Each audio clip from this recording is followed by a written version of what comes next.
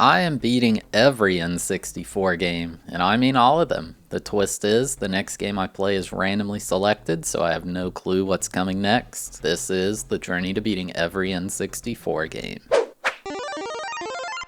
Game number 71, Airborder 64. Released in 1998, this game was developed by Human Entertainment and published by Gaga Interactive Media. So this is a pretty interesting game. It was never released in the US, only Japan and Europe. I believe there's only 2 games on the entire console in this category. I'll let you in on a little secret. This game is really bad. If hidden gems are great games that people don't know about, this is a hidden pile of dog poop on the floor. If you played this back in the day, I'd be quite surprised, because I don't think it was popular at all. Anyway, let's get into it. When I got to the main menu, there were 5 different modes: Lecture, Street Work, Time Attack, Coin, and Free Run. Lecture is like the tutorial of the game, so I started with it. So the game is a futuristic style where you ride a hoverboard. It controls sort of like Tony Hawk games, but it's also a lot different. Since this is a hoverboard, walls are merely a suggestion, as you can just ride up them. When in a half pipe, you get some insane amounts of air, considering you're essentially on a motorized skateboard. Then there's a few unique things that set this game on its own. If you see a pole, you can grab it and spin around it. I'm not really sure how this would ever be useful though. And then there's apparently oil drums laying around different levels, so you can jump off those to get some extra points. With the tutorial done, I decided to go into the real thing. I went with Street Work first, since it was the first option. Then I had to pick my character. There was Alf, Bobby, Chris, and Dave. I think you all know which one I picked. Dave looks like Link was told he'll never grow up in the Kokiri forest, but he did, yet he kept wearing his children's clothing anyway. Like, what is this character? So for Street Work mode, you have a set amount of time to score as many points as possible. There are yellow barriers you can pass through to gain more time. Once you pass through all of them, the round ends, or it ends if you run out of time. When I was first playing this, I didn't realize what my goal was because the game doesn't explain it to you. So I just went through each level, getting the checkpoints as fast as I could, not knowing my score even mattered. After that, I thought I had beaten this mode, so I moved on to Time Attack. This time, the goal is actually to go through the checkpoints as quickly as possible, but it has to be done in a specific order, indicated by which one is red. For this first level, the goal time is 1 minute. The first level is your typical looking skate park. Somewhere you actually should be skating at, you know? Unlike Street Work, Time Attack has 3 separate goals for you to complete on each level. It's the same type of thing each time, just the checkpoints are in different places. For the first level, it's incredibly easy. I beat all 3 goal times first try with tons of room to spare. Whenever you hit the last checkpoint, some dude yells, "Finish!"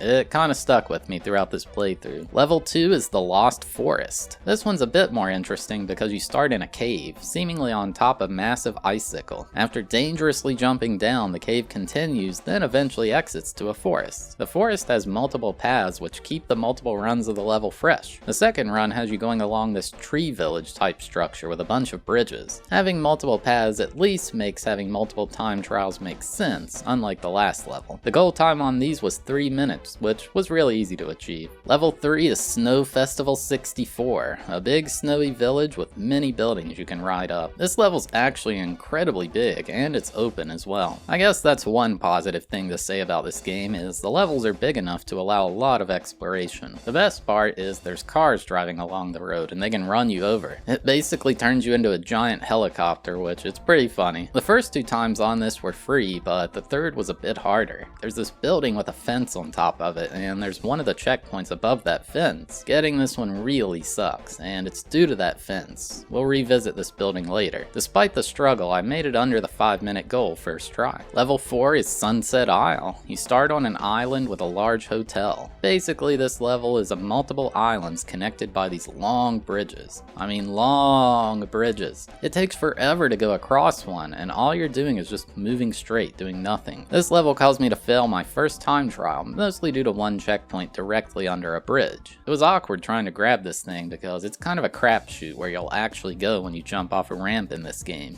Still though, I got it second try, so it wasn't too bad. Level 5 is Giant House, and it's the final level of the game. This was the coolest one in my opinion, as you're skating through someone's house, but either the house is massive or you're tiny. You can travel between the different rooms of the home by going through these tunnels in the walls. There's a bedroom, a stairs area, and the kitchen. I think if all the levels were weird like this, the game would have been a little better. The annoying thing with this one is if you missed a checkpoint before going down the stairs, you're pretty much screwed. Trying to climb back up them it has the weirdest physics interactions. I'm not even sure that it's possible to get back up the stairs. Like, I couldn't get my guy to go up a single stair. You're supposed to be able to hold up to transfer to a ledge, but it would always just do a front flip instead. After quite a few resets, I beat this one ending inside of the freezer. For beating all the time trials goals, I unlocked a new boarder, Ellen. I don't really know if they have different stats, but I played as her anyway. The third mode of the game is coin mode. It's all the same levels, except now you have 999 seconds to find a certain number of coins. The coins aren't on the map, there's no indication as to where to go to find them. You're just kind of aimlessly skating around, hoping you run into one. With how big some of these levels are, this mode was an absolute nightmare. Sometimes you run into a red coin, which isn't special other than it very slightly increases the turbo meter.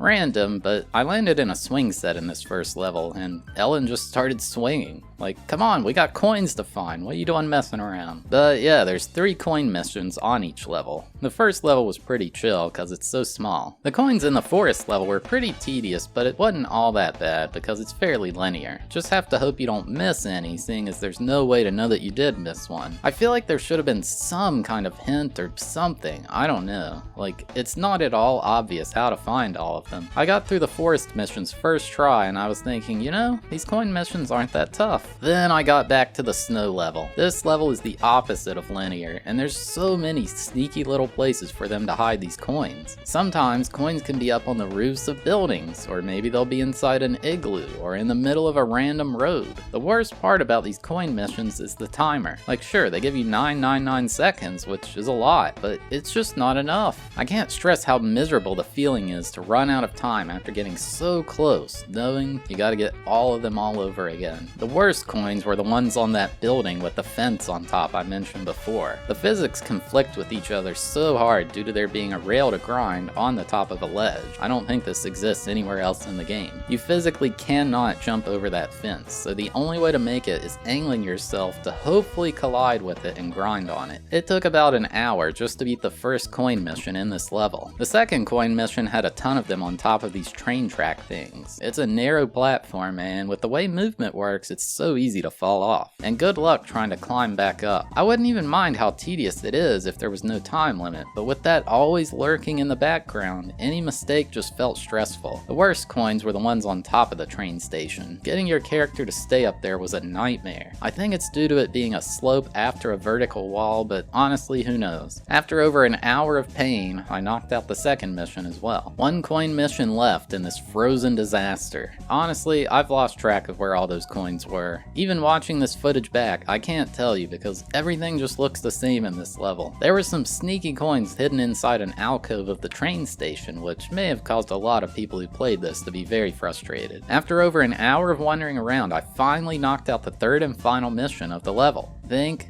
goodness. I think half my time spent on this game was literally on this level alone. Now, you may be thinking, well, that was only level 3 out of 5. Surely the others are going to be even worse, right? Thankfully, that's not the case. The island level felt pretty linear, so it was much harder to miss them. The one good thing about these missions is it requires you to search every aspect of the level, so you don't miss out on any details the devs put. Like, there's this little village with huts on it on an island in the corner. You'd never go there in the other modes, but in coin mode, you gotta look everywhere. The only difficult part in this was a coin you had to jump from a mountain to get. Because you can't see the coin before taking the jump, it's just a completely blind jump, and there's not really a good visual cue to know where to line up for it. So it led to me just jumping hopelessly over and over until I got lucky. It took about an hour and a half to knock out the coin missions. One level left now, and thankfully it's the best one. This one had some of the most challenging coins to get, I think, but it's not a big deal, since there's so many identifying landmarks in this, it's pretty easy to find them all. The first 2 missions were real easy. I knocked them out first try with lots of time left. The third one was a bit harder though. There was a shelf in the bedroom. The top shelf had a coin in mission 1, the bottom in mission 2, both really easy. In the third mission, there was one on the middle shelf, and the only way to grab it was to lightly drop off the top shelf onto a book overhanging the ledge. This is much easier said than done though, because the game just doesn't allow you to move slightly. Outside of that, it wasn't too bad. Only took a couple tries to beat this one, and the final coin mission was done. For beating all the coin missions, we unlock another character, 4. He's like a purple demon looking dude. Kinda creepy. Finally, I had to revisit the streetwork missions to achieve S rank on them. I just needed to obtain 40,000 points in each level, and there's 3 missions per level again, just with different checkpoint placement. The best way I found to get points is to find a half pipe and just launch yourself in the air. Spamming different grab tricks combined with flips yielded a lot of points, and if you grab the checkpoint strategically, you'd always have enough time to get 40,000. While you're doing these combos, the commentator guy keeps yelling things like, "Okay, yeah, alright, great, unbelievable."